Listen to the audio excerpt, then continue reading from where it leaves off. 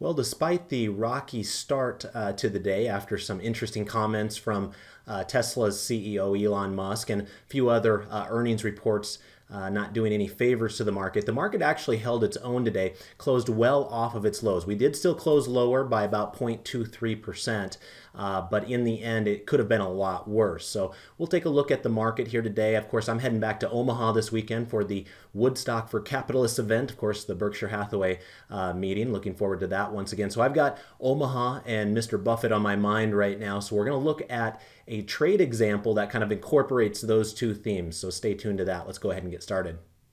Welcome to the Market Outlook video. I'm your host, Brandon Van Zee. It is May 3rd, 2018. For those of you that are new, welcome aboard. We're grateful to have you here in our audience today. Remember, if you have not subscribed to our YouTube channel yet, you can just click on that red button there and that should do the trick for you. You're also welcome to give us a thumbs up if you appreciate these videos and you want to see us continue to do those going forward. You can leave comments for us by scrolling down below. And then lastly, in our description area, you do have an opportunity to sign up for our email distribution list that would allow you to be alerted whenever these videos are released on a nightly basis. It also entitles you to the various stocks that are giving you bullish and bearish clusters within the S&P 500. In addition to YouTube, we're also heavy users of Twitter. In fact, my handle is @BrandonVanZee, all one word. If you're interested in what takes place at the Berkshire Hathaway event, this will be my 14th straight year going back. So I'm kind of an old hand at it at this point, but I still thoroughly enjoy it. I try to share that experience with my Twitter audience as well. And so if I stumble across anything that I find interesting or I hear anything from Mr. Buffett or Mr. Munger that sparks my interest, I'll be sure to share that with you on Twitter as well. So make sure you're checking out my Twitter feed this coming Saturday. Of course, you're welcome to follow the Market Scholars Twitter handle as well. Now, in addition to Twitter, we also have a presence on Facebook. You can see the web address there in front of you. Feel free to join our group, which now has over 1,000 folks in there. So certainly appreciate the engagement of our audience in that format as well. All right, with that, let's go ahead and jump into some analysis on the markets here. As you can see, I've got the S&P 500 pulled up in front of us, and indeed we were down 0.23%. But as mentioned before, we did have kind of a long tail on this candlestick that we had here today. So our range was fairly decent. In fact, notice up here, I've got this label plotted in orange up here that says the daily range for the S&P 500 was 42 points from top to bottom, but the ATR is 37. Now, you'll sometimes notice that this label will be blue.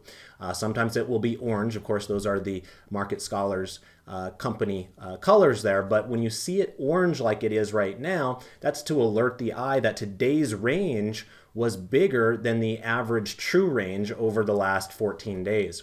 And so kind of interesting, despite the fact that most onlookers would look at the market today and say 0.23% move, that's not a very big day.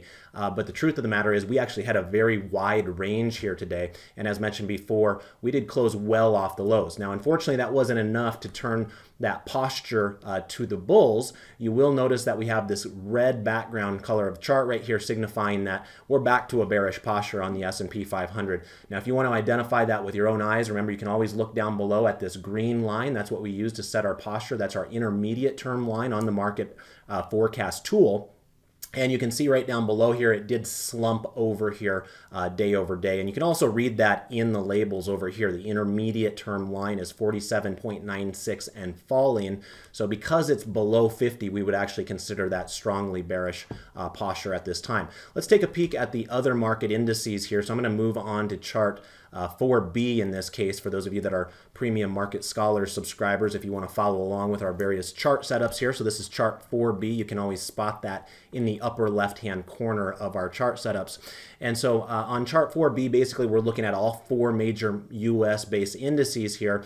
And again, we're trying to look for any sort of differences. A lot of times these four indices are going to be the same. That's just the nature of stocks acting like one another throughout various indices. But in this case, you can see that there are some differences. Notice down below here in the lower left, that's where we have the NASDAQ composite plotted. We still have a bullish posture on the NASDAQ. Now remember, you can always zoom in on any one of these grid charts by just right-clicking and then going to maximize sell. And now we're seeing that NASDAQ composite right there kind of blown up from our prior view. And again, you can kind of see here that the NASDAQ is actually closing right at its moving average, whereas a lot of the other indices are closing below the moving average. In addition to that, that green line down below is actually ticking just a hair higher. Now that light green color that we see right there signifies that we have a rising intermediate line, but it's not above 50 yet. And again, you can confirm that with your own eyes down here with the label. It says the intermediate term line is at 45.56 and rising. So that's why we have that light green background shading right there, as opposed to the darker green like we would have seen back here when we'd have a more strong bullish posture. So right now we've got a weekly bullish posture on the NASDAQ. Moving on to our other chart setup, let's go to chart 4C now. This is going to be our 3 green arrows chart setup. Again, it's the same 4 indices here. We're still looking at 3 months worth of time. Each one of the candles is 1 day in length. The difference on this particular chart setup is that we're looking at the 3 green arrows signal. That's just a technical system that involves the moving average, in this case the 30-day moving average. We also have the MACD and the stochastics. And as you can see here, we kind of have a mixed bag. We do have 3 red arrows on the S&P 500 up here at the top. We also have 3 red arrows over here on the Dow Jones Industrial Average, but down below on the NASDAQ, we have a mix. So it's kind of, we had 3 green arrows up until today, but today we got these 2 red arrows to kick into place on the MACD and the stochastics. And then over here on the Russell 2000, we have 1 green arrow on the moving average and then 2 red arrows on the MACD and on the stochastics, somewhat similar to the NASDAQ. So right now, the 2 stronger indices of the 4 are going to be the NASDAQ and the Russell 2000. The 2 weaker ones at this moment in time, S&P 500 and the Dow Jones. Let's keep on motoring along here, and let's go to the 1040 crossover. This is going to be chart 4D here. And you can see that we continue to pinch those bands. Now, just as a heads up, in case you've never seen this before, what we're looking at here is the same 4 indices, but each one of these charts is 3 years in length. Each one of the candles that you see is 1 week in length. And what we're looking for are crossovers of the moving averages themselves. So when we have a bullish crossover, the background color of the chart will turn green, like we did right back here as just one example on the Dow Jones Industrial Average. That would have been back in March of 2016. This orange line, which represents the 10-period moving average, went up and through that blue line, which is the 40-period exponential moving average. And that's where that background color started to turn green. Now, had you gotten into the market back here when we had that crossover and held until this moment in time, you probably wouldn't have had a lot of fun in the last couple of months as stocks have been selling off largely, but you're still well up over where your cost basis would have been back here. So this is not meant for the active trader. It's more of a heads up from a longer term posture perspective, maybe for 401k or mutual fund type of money out there. So as it stands right now, we still have bullish postures on this system across the board, but be aware that in the case of the S&P 500 and also the case over here of the Dow Jones, we actually have price touching that blue line, which again, that blue line is a 40-period exponential moving average on a weekly candle chart. For those of you that use daily candle charts, assume that that's very similar to a 200-day moving average. So right now, a lot of longer term investors are kind of spotting some opportunities in the market. Remember, a lot of longer term investors actually look for opportunities to buy the market when it's touching that 200-day moving average. We'll see if it starts crossing. If it does, then that's where you can start seeing some of those orange lines trailing it back down. So remember, price would have to cross the blue lines first. Eventually, those orange lines would go down as well if price stayed below those blue lines. Right now, they're just touching the blue lines. We haven't actually crossed through them yet. All right, let's go ahead and move on now to our next chart setup, chart 4E. And this will be our 12 grid analysis here. And this is going to be for our intermarket analysis 12 grid in this particular case, again, chart 4E. Now, on this particular chart setup, what we're looking at is a way to identify bullish versus bearish posture using the intermediate term line on the market forecast tool. And the way that you'll know whether we have a bullish or bearish posture is by looking at the background colors of the charts. And so in this particular case, we have a mix. If I'm looking for trends out there, I would say that the 2 best looking bullish trends right now are probably the US dollar, although it was down 0.41% today if we're looking at UUP. And then then also crude oil. Notice that crude oil continues to be very resilient, which has been kind of interesting to watch. Of course, gold has struggled to a degree, but you will notice that gold did put in a bullish cluster signal for the first time in the last 3 months just yesterday. That's what that green dot is going to signify on my chart setup there. Again, if we wanted to zoom in on that, we can right-click on the chart and go to Maximize Sell, and you can see why that green dot was plotted right there. We had the blue, the red, and the green market forecast lines in the lower reversal zone on the same day. So that green dot right there corresponds with this green dot on the price plot right there. So we could end up seeing a little bit of a reversion to the mean back a little bit higher on GLD going forward if that plays out like we've seen before. Let's go ahead and take a look at our next 12 grid setup, and this is going to be our foreign stock market setup. So again, same philosophy here. If you see green background charts, that means you have bullish postures using that intermediate term line on the market forecast tool. So here we have a mix of green and pink charts. Of course, the pink representing bearish postures. If I'm looking for strong trends, I'm not seeing a whole lot from the equity markets right now. Probably the two that catch my eye are going to be EWU, which had been kind of a breakout candidate. That's the United Kingdom. Remember, you can always find that in our labels right here as well, in case you don't know the ticker symbols off the top of your head. So when we were breaking out over here, it was looking promising because we had a lot of relative strength compared to other asset classes. We have pulled back, but notice that we're still trading above that rising moving average right there. So I'd say that's a fairly promising sign. The United Kingdom is still up 4% over the last 3 months. And as you look at the rest of the charts on the screen, there are very few charts that have positive price percentages over the last 3 months. The only ones that I spot off the top of my head, right there, Japan is up 1.55% over the last 3 months. And then down here, we're just barely eking out a positive win from Germany, up 0.62. So clearly out of these 12 foreign stock market charts here, the United Kingdom has the most price momentum over the last 3 months. The other chart that I was going to point out that looks somewhat interesting is Australia. Notice that Australia put in a higher low here. Remember, it was in a bit of a downtrend there. You can see the moving average is clearly to the downside. But price has started to become a little bit more stubborn here recently. So we put in this low over here, which was lower than the prior low in February. And then we rallied, just like we rallied after February. But the difference here is when we pull back, we've got that nice little kind of support base that's taking place right around that moving average. And now all of a sudden we have a higher high, right? So it's kind of interesting there. This one over here, we had kind of a similar deal where it did pull back and it tried to rally. But notice these candles right here did not eclipse the highs on the prior move.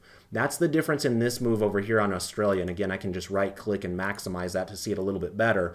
But notice that we had this reversion move right here, pulled back to that moving average. Your assumption should have been that it would have kept on going down and set a new price low. But instead, it actually gained some support, bounced from there. And now we actually broke through that prior high. So keep your eye on Australia. That's been one of the more stubborn international markets that we've seen here recently. Let's go ahead and take a look now at the U.S. sectors 12 grid. And you can see here it's a mixed bag. As mentioned before, the S&P 500 in our upper left does have a bearish posture at this current moment in time using that intermediate term line. But there are going to be a few areas of the market that are more resilient than others. Now, of note, I would say that it's the utility chart that looks the most promising from a trend perspective. Notice that the utilities have quietly been eking out a series of higher highs and higher lows. Now remember, that's not necessarily a good sign. You don't want a market that's being led higher by the utilities. It's generally a more defensive area of the market. The real estate play has held up. You'll notice that REITs down below in the lower right do have a bullish posture as well, but I would qualify that chart as a little bit more of a sideways chart right there, whereas the XLU, the utilities, are actually tilted a little bit higher right there.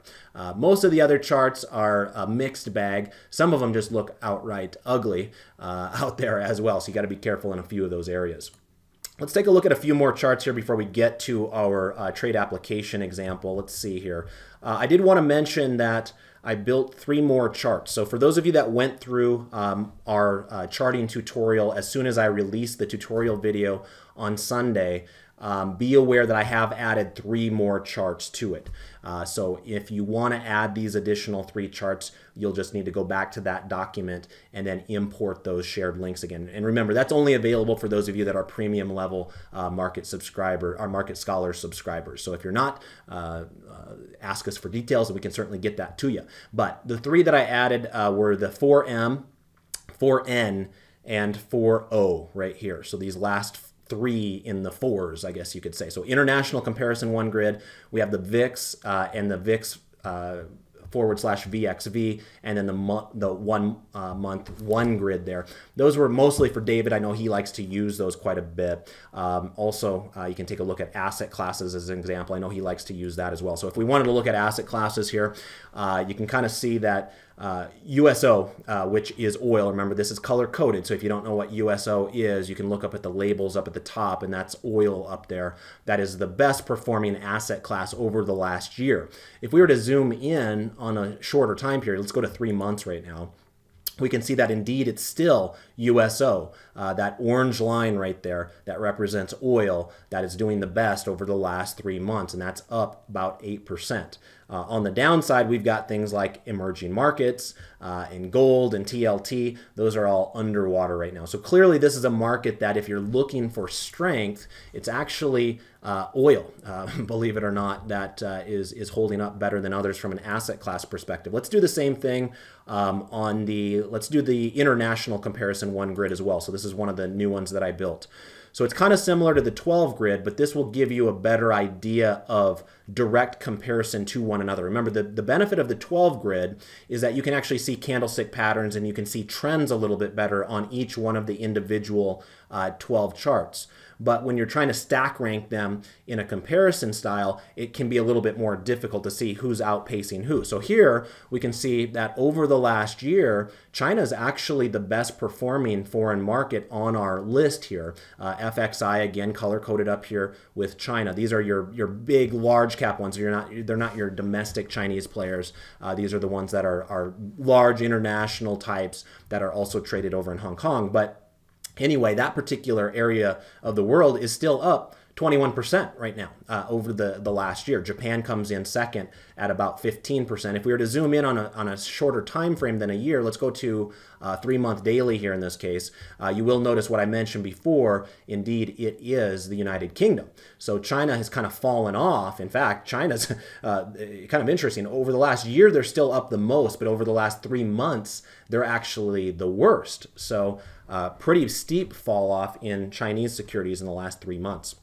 Whereas we're starting to see some strength out of the United Kingdom, and Japan's kind of been a stalwart. It was ranked number 2, whether you sorted it by 1-year performance or by 3-month performance. All right, so with that, let's go ahead and now take a peek at what I had in store for our trade application example for the day. Let's use chart 2A, the options chart here. And so I'll give that a second to load up. And I mentioned before that the theme there in the opening was Omaha and Buffett. And so the stock that I picked to place a trade on here today is Union Pacific, of course, famously headquartered in Omaha. And of course, Warren Buffett likes his railroad companies being the whole owner of Burlington Northern, so a direct competitor to Union Pacific. Of course, Burlington Northern is no longer publicly traded, and so if you want your publicly traded railroad access out there, Union Pacific is going to be one of the biggest players that you can tap into. So that's ticker symbol UNP, as you can see here. And as most of you are probably looking at, this is a stock that's largely just been going sideways for the last couple of months. Basically, we kind of topped out over here at 143 back in January, where the rest of the market was topping out, and then we spiked lower, well down here to about 122 or so in early February. But since then, it's actually just been tracking sideways. So it hasn't continued to form lower lows or anything like that like we've seen out of a lot of other securities. So in a way, it's kind of being a little bit more resilient. But we are definitely stuck in a sideways, more neutral range. And as many of you are aware, one way to try to take advantage of that is through an iron condor trade. That is a neutral style of a trade right there, where you're basically trying to trap a stock in the middle of a range. And as long as it continues to be in that range, you can profit from both sides. So let's explore what strikes are available. Let me come over here to the trade tab, and I'm going to look at UNP. I've got the June contracts pulled up with 43 days until expiration. So just as a heads up, this thing doesn't report earnings until July. So we would not have to worry about an earnings announcement through the life of this particular trade. If we were to start looking at strikes to sell, there's a lot of different ways you can go past this. You know, I know some of you mentioned Fibonacci's if you're more technically oriented. Otherwise, if you want to just focus on the pure mathematics of the play itself, a lot of times folks will start looking for the sold strikes at the 20 delta. And so if I look at my deltas over here as an example on the put side, you can see we do have a delta of 26, and that's your 125 strike. So on the put side, we'll look to sell the 125 put, and then we'll look to buy the 120 put as our built-in protection on that side of the equation. On the call side, let's take a look at that and look for a 20 delta. And so we actually have one spot on a 20 delta here in this case, and that's our 140 strike. You'll notice over here is the 140. So we'll look to sell the 140 call and then buy the 145 as protection. So it doesn't really matter if you go to the put side or the call side to start the trade. I'll just use the put side in this example. Again, we were focusing on the 125 here. So I'm going to right click. I'm going to go to sell, and I'm going to go to an iron condor. And you'll notice that it did load up my put trade, or my put spread side of the equation properly, where I'm selling the 125 here and I'm buying the 120 put at the bottom, but we do have to manually change the call side. And remember, we were focusing on the 140 call as our sold call, so I'm going to change that from 130 in our order entry to 140, and then we were buying the 145 as our protection right there. So you'll notice that this trade can generate up to $1.50 of credit for us. Of course, the market's closed right now, so we'll never know what we get filled at tomorrow morning, but at least it's something to kind of shoot for. So what I like to do is take a look at the confirm and send, and then run my numbers as far as what my max risk is and max loss is, divide them into one another to get our return on risk. And so let me get my calculator out here. There we go. And we'll take 150. We'll divide that by 350. So those numbers are coming in right from right here. And you can see that that's going to be about a 43% return on risk, well above that 30% bogey that I traditionally will shoot for this type of a trade. So let's kind of see how that's going to look on the chart itself. You know, remember that if you wanted to, you can go through and do the specific numbers themselves by going through the Analyze tab. Another thought that one of you guys actually taught me is you can just kind of grab the numbers off of the order confirmation. So I'm just going to write these down. 150, or I'm sorry, 120, 350, and then 140, 150 would be our two break-evens on either side of this trade. So I just wrote down those two numbers, and if I wanted to just hand draw those numbers on the chart, I can do that as well by coming up to the drawings, going to drawing tools, and then using this price level right here. And I'm just going to draw two lines on the chart. So that top one goes right there. I'm going to right-click on that line after I've drawn it, and then go to Edit Properties. And here's where I'm going to put 141.50. That was one of our break-evens on this trade. So that blue line up there will represent break-even point number one on the top side. And then if I draw another one somewhere down below here, do the same thing, right-click, go to Edit Properties, and then type in 123.50, you can see that our break-even on the downside is over here.